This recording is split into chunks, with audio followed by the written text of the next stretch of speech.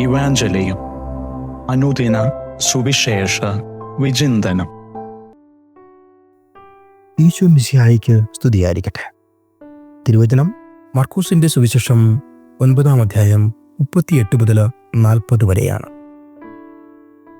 എന്തുകൊണ്ടാണെന്നറിയില്ല, social സെറ്റപ്പിൽ പലപ്പോഴും എന്തിനും ഏതിനും ഒരു വേർതിരിവ് കാണുവാനായിട്ട് കഴിയും. ആണും പെണ്ണും തമ്മിലുള്ള വേർതിരിവ്, മുതിർന്നവരും ചെറുപ്പക്കാരും എന്നുള്ള വേർതിരിവ്, പാവപ്പെട്ടവനും പണക്കാരനും എന്ന വേർതിരിവ്, വെളുത്തവനും കറുത്തവനും എന്നുള്ള വേർതിരിവ് വളരെ സ്പഷ്ടമായി നമുക്ക് നമ്മുടെ സമൂഹത്തിൽ കാണുവാനായിട്ട് കഴിയുന്നുണ്ട്.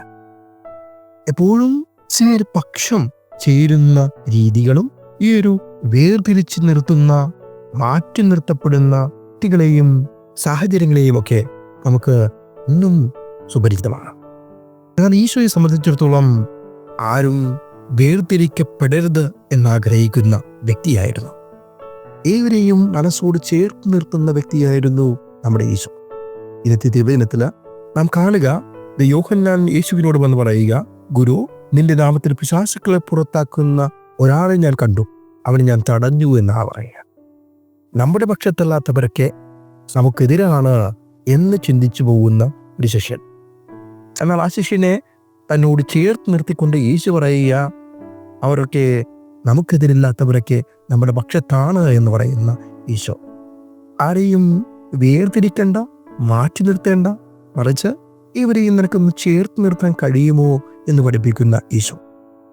എത്ര സുന്ദരമാണ് ഈ ഒരു ചിന്ത. പക്ഷേ എത്ര ഡിഫിക്കൽട്ടാണ് ഈ ഒരു ചിന്ത പ്രാവർത്തികമാക്കുവാൻ. അറിയാതെയെങ്കിലും ചിലപ്പോഴൊക്കെ ചില വ്യക്തികളെയൊക്കെ നമ്മുടെ മനസ്സിൽ നിന്ന് നമ്മൾ പുറത്താക്കിയിട്ടില്ലേ? ചിലപ്പോൾ ചിന്തകളിൽ വന്ന ചില വ്യത്യസ്തതകളാകാം, ചിലപ്പോൾ പറഞ്ഞ വാക്കുകളിലെ ഇഷ്ടപ്പെടാത്ത ചില മേഖലകളാകാം. അങ്ങനെയൊക്കെ എത്രയോ പേരെയാണ് നീയും ഞാനുമൊക്കെ നമ്മുടെ പക്ഷത്തു നിന്ന് മാറ്റിയിരിക്കുക. യേശുവിൻ്റെ ശിഷ്യനാണെന്ന് പറയുമ്പോഴും ക്രൈസ്തവനാണെന്ന് പറയുമ്പോഴും പലപ്പോഴും ക്രൈസ്തവീയതയെ ഒട്ടും ന്യായീകരിക്കാത്ത രീതിയിലുള്ള ചില രീതികളും ചില വാക്കുകളും ചില പ്രവൃത്തികളുമൊക്കെ നിന്നിലും എന്നിലും ഒളിഞ്ഞിരിപ്പില്ലേ?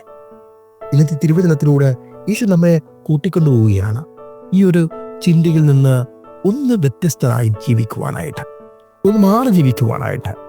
അതെ, നിന്റെ ജീവിതത്തിൽ മാറ്റം വരേണ്ടത് ഇങ്ങനെയുള്ള വേർതിരിവുകളിൽ നിന്നാണ്.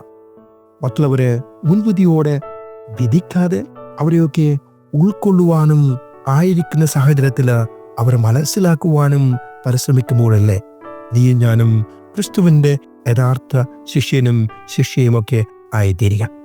ഇന്നത്തെ ഈ തിരുവചനത്തിലൂടെ അവിടുന്ന് നമ്മോട് ആവശ്യപ്പെടുന്ന ഈ ഒരു നന്മയിലേക്ക് കടന്നു വരുവാൻ നിനക്കും എനിക്കും കഴിയട്ടെ.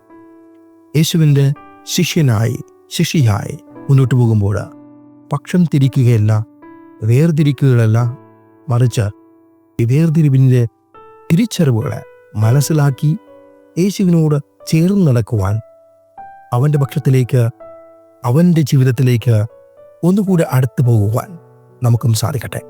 യേശു കാണുന്നത് പോലെ കാണുവാനും, യേശു കേട്ടതുപോലെ കേൾക്കുവാനും, യേശു നടന്നതുപോലെ നടക്കുവാനും നിനക്കും എനിക്കും കഴിഞ്ഞാൽ പിന്നെ എവിടെയാണ് അസൂയയ്ക്കും കുശുമ്പിനും സാഹചര്യം?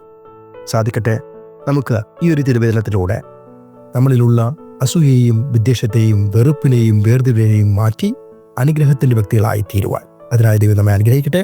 പിതാവിൻ്റെയും പുത്രൻ്റെയും പരിശുദ്ധാത്മാവിൻ്റെയും നാമത്തിൽ ആമേൻ.